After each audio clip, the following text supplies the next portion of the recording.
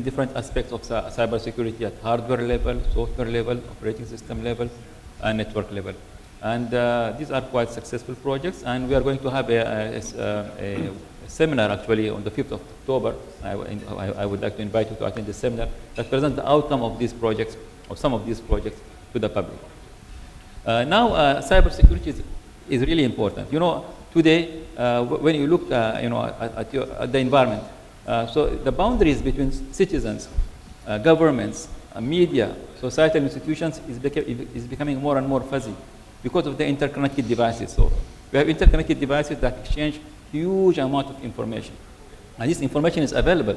And it could be also useful, used, to better understand the human behavior in different areas, agriculture, health, etc. But unfortunately, this information is also used sometimes by hackers or by opportunists, either to harm your system or just to look what's going on. And we need to be careful and prepare for such type of attack. Until today, most of the institutions actually they address the challenges based on their own disciplines. So there is no holistic or global approach. So they're addressing cybersecurity or the security of their environment from IT perspective, from energy perspective, and there is no holistic view or very few initiative providing a holistic solution. And that's why I think we need to work together, collaborate together holistically to provide global solutions to the problems. Problems now can be solved in different ways. For instance, if I take the example of the industrial control, we can use solutions coming from Internet of Things architecture, apply to the industry, and then this could generate solutions for health or for water or for energy, in different fields. It can be shared with the others. And I think we need to talk to the others, don't work in silos, collaborate together. And we facilitate such collaboration through our funding program. Our funding program allows collaboration among institutions inside Qatar, as well as collaboration with institutions outside Qatar. And it's open for participation to all. The only requirement is you need to be registered in our system, and you apply, and then we evaluate the proposal, and we take it from there. And we are going to have a workshop, another workshop, beginning of October, to discuss cybersecurity in particular, and to design a program that addresses cybersecurity challenges in Qatar.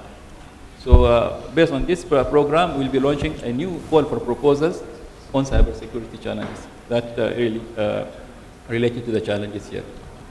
Thank you for that. Now, one follow-up question real quick. With respect to the projects that you receive, the proposals, do they come from industry or do they come from academic researchers? What's the split on your request for funding? Yeah. Thank you very much. It's a very good question. If we compare, Qatar to the US or to Europe or the European Commission, the industry stake is really big there. Industry is really involved heavily in research. In Qatar, the research is basically done by research institutions or the universities in Qatar. Some research is done by some of the industries, but it stays within the same industry, with the same companies. Our programs are open, to institutions, and we encourage the collaboration with the industry. So it's open to the industry. If your question is interesting, because currently the involvement of industry in Qatar is quite small, and we are looking really forward to increase that participation, not only through participating, but also through co-funding, providing co-funding opportunities, such type of projects. Excellent. Thank you for that. Now, what we're going to do, I'm going to ask the panel one general question, and then what we're going to do is open up the floor to questions, because this is really about you in terms of the collaboration, the resources that are required for good cybersecurity professionals and such. And rather than have a one-sided conversation, we would really like to get questions from you, because this is what I think I hear a collaborative theme. Well, sorry, the theme is collaboration. We need to talk together. We need to have a trusting environment whereby we can say, you know what, it's not that good, or it is really good in one area, but here's an area that we need to explore. How do we develop it? How do we bring the cybersecurity specialists together? How do we bring industry? How do we bring academics together to solve problems which are really quite vexing? Because with respect to the Internet of Things, in my mind, it's quite a terrifying future. You know, everything is going to be connected. I was speaking with John McConnell, former head of NSA in Abu Dhabi a couple months back, and he just said, you know, we're not prepared on a security level for this huge proliferation of devices. Everything is going to be tracked, everything is going to give data, and how are we going to provide security on that to make sure it's the data's integrity is maintained, that access is limited to the appropriate people? It's quite a vexing problem. So if we're having issues now and we're not really feeling free to collaborate, I can only imagine what we're going to experience in 5 to 10 years from now. So before opening it up completely, unless someone has a pressing question just regarding one of the comments that were made.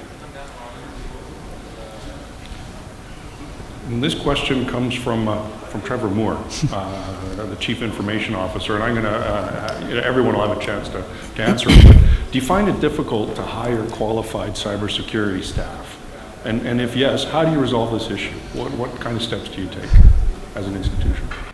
It's very difficult to get qualified cybersecurity staff in not just this region, anywhere in the world. If you look at the Gartner reports, I think there's a couple of 100,000 positions worldwide open for cybersecurity within organizations. So it's very difficult to get highly qualified cybersecurity. So what we did internally in ITS is we set up the security team. We identified some talent within the university. Some of our students, for example, joined the team because their senior projects were on cybersecurity type areas. And we also hopefully trained our teams to to get them up to a standard where we need them to be. But I think capacity, is very, very key for CATA. I think, if the focus is on cybersecurity, I think you need to look at doing a master's in cybersecurity. You need to enhance almost the human capital invested in that, and then out of that will come lots of different ideas of how we can secure things, or take the fight to the cybersecurity guys out there. So again, it's a very difficult field because it's quite niche as well, because you need a lot of background. You need networking, you need storage, you need application layer. You need the whole gambit here of skill sets, and not very many people have that. And the other thing is, if you look at it, computer science is not cool at the moment. There's not that many graduates in computer science, especially in this region. If you look at university, we're not graduating as many as we were 10 years ago. So the people coming through are not as many. And then there's a big competition to get them. So if you have a very good cybersecurity or security person, they're always getting headhunted. And then what organizations typically do is, well, we know we're going to lose this person, do we invest in that person? So it's an odd dynamic to match. But also, if you had better collaboration between entities, then maybe you could do it on as you said earlier, CATA's quite a small country. You could collaborate on maybe a more global layer rather than on the micro layer that we probably look at. So it's a difficult balancing act. Gentlemen, please, Dr. Mark. I would like to reinforce what has just been said. It's difficult to find people who are knowledgeable and expert in cybersecurity. It's even more complicated to do researchers of high quality in cybersecurity. It's even more complicated to find researchers in cybersecurity who do the kind of research we want to do at QCRI, which is applied and impactful research. So there are many, mathematicians or some, but the people who really like to put their hands in the dirt and solve real problems at the same time as maintaining scientific excellence, it's pretty tough. And to, bounce back on the topic of this panel, collaboration here can help dramatically, because it's not the salary that will bring the people here. It's not the money, because they can make a lot of money anywhere in the world these days. But I have managed recently to hire 4 people. They will arrive pretty soon. They are top world people, scientists. Some of them had, offers at Berkeley and places like that. What really attracted them here is that they would be able to make a difference. They were able to really work long-term on something where they can see the results of their research being used by people who have a real problem to solve, and participate to something, be useful. And along those lines, the vision we have at QCRI to do this applied, and I completely agree with you that in order for collaboration to work, it has to be something concrete that people can actually take away and see working before making a commitment to take it. So the goal is we are building, for instance, for SOC, Security Operations Center, we build platforms, we use real data, and we actually make our research into action to actually see things working. And we really welcome people to come and tell us, hey, this is cool, but for us, we should rather have this or that. And of course, we are not there to do consulting or to be solving an anecdotal problem just because you are lacking engineers. This is not what we're supposed to do. We maintain scientific excellence, but at the same time, we really come with new contribution that hopefully will help you. So this is the kind of concrete things we try to do. And another area where I think it would be very important to do something, I don't know how, but I think it's very important to do something, and where Qatar can really make a difference because of the huge expertise we have here is in the ICS and SCADA system. So we have spoken a lot about it already, that there is IT and there is OT and so on and so forth. There are very few places in the world where you have so many OT specialists as here and people who work in real world conditions. But there is nowhere, as far as I'm aware of, there is nowhere a place where you can actually have a real cyber physical test bed where you can actually run cybersecurity attacks and check if cybersecurity method can actually work to defend against those attacks and so on. I think if we together, research, university, QNRF, Ministry of Energy and QP and others, if we could sit together and say, look, you know what, let's build this thing. Let's make it. And then we can have people, it could be used for training purposes for people, it could be used for verifying, compatibility of new materials, effectiveness of solutions that people try to sell you. And for us, researchers understand OT better, thanks to you guys who have this expertise also, and then come with real solutions to real problems. I think that would be key to bring in people here, because they then would be interested in seeing, hey, Qatar is the place where I can do the research I cannot do anywhere else. And this is, I'm an engineer at the core. I'm a down-to-earth guy. I'm a simple guy. I like to see concrete things. So if you're interested in, moving forward towards such a goal, feel free to talk to me offline afterwards. Thank you. Yeah, I think that is the sort of the key that we're searching for, is how do you bring all of these various stakeholders together and get them to work on something. And typically, from a business perspective, they want a solution. Whereas I can understand from your perspective, there's a problem we want to examine academically. If you can bring that bridge, I think you get the benefit for everyone. The win-win is far bigger than you getting a success in your research and the gentleman in the field, well, maybe not having the opportunity to be, to know their ICS networks and their SCADA systems better. Fantastic. Dr. Munir, any thoughts on that? Or? Yeah, I think we are addressing cybersecurity mostly from technical perspective, and I think cybersecurity is, as I mentioned, is multidisciplinary, and we have to look at other facets of cybersecurity that affect cybersecurity. You mentioned about being proactive. How can we be proactive and not only reactive? And this could happen by looking at the behavior, the human behavior. For instance, in any system, you just observe what's going on, what activities are going on by each of the users, accessing your system, and you try to define a profile for each of these, and then you can classify them as red, orange, and green. So green is, they're fine. Orange, you need to observe, and red, observe carefully. So in this way, you can attack. You can, detect, some of the behaviors up front, before an attack could happen.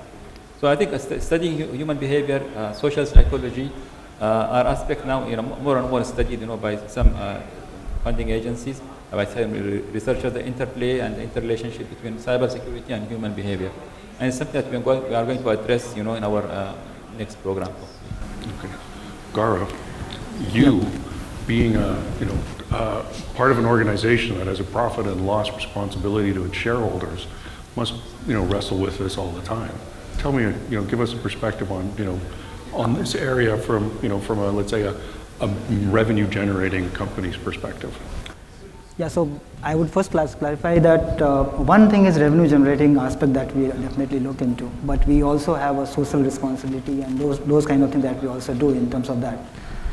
Plus, the fact is, being a critical network national infrastructure, the responsibility is much bigger. For example, if you're talking about Qatar hosting World Cup in those sense, now the kind of cybersecurity issues or threats that could be possibly happening, it's immense. I mean, the scale, the kind of the use cases that can come up. So, being a telecom service provider, we also have to think from that perspective. For example, think of a situation wherein suddenly you have requirement of availability of the customer base, which is 10 times more than what you are serving right now. It's just availability perspective. Similarly, all who wants to just make sure that this doesn't go ahead as planned, cybersecurity will be a key area to look into. So those kind of conceptualizing planning that we have to do right now, this is one perspective that we always work on. Again, when we see telecom, it's not only about technology that we typically tend to actually look into. It's a technology, it's a service. So the risks are not from technology perspective, it's a service risk. Again, it's a social transformation which keeps on happening, so all those risks come into picture. Operational transformation which keeps on happening because of the changes in those aspects. So all these pillars needs to be considered when we are talking about cyber security overhaul when we are trying to react to it. So when we say telecom, it's not, as I said, only technology perspective. That's the mistake that we typically do. So this is one of the areas that we definitely need to look into. And the second thing is that I want to emphasize is human intelligence is overall much more important, both in terms of even if you have automated tools, the actual human intelligence that we need to decide on something. For example, a police really knows where the next crime is going to happen because of his insight and experience that he has of that demography or this kind of thing.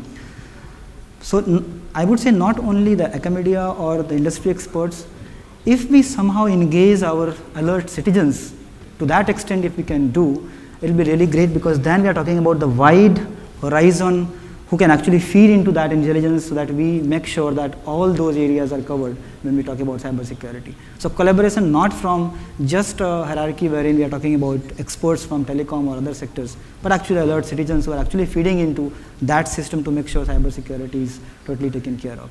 So that's I would look and visualize. Please, Dr. Mark. Yeah, so to follow up on the questions on the lack of people, some of you may have seen recently there was an article that was talking about this shortage of cybersecurity experts globally in the world.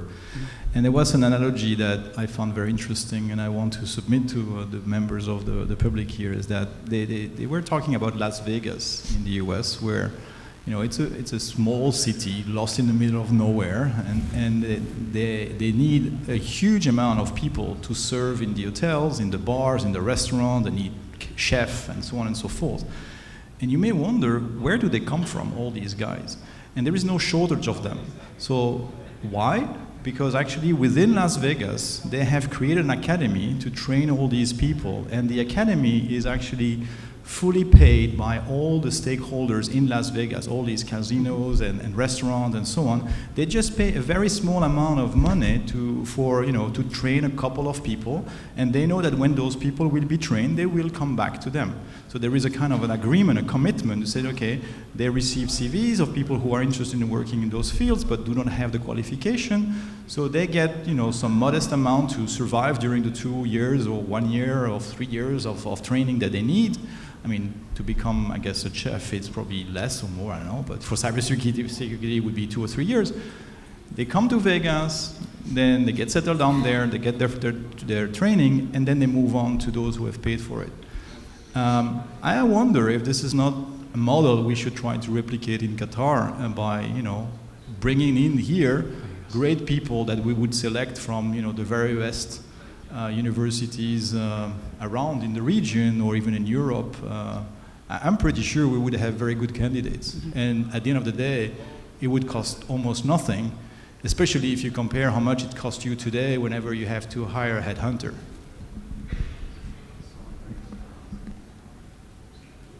What I'm hearing is it almost requires a philosophical shift, you know, in terms of the both in terms of the separation between security and the business. It seems like there needs to be more of a coming together, and then also in terms of solving the problems that we experience, seems to be, and I hate to use the cliche, but more out of the box thinking, saying, okay, what is the value?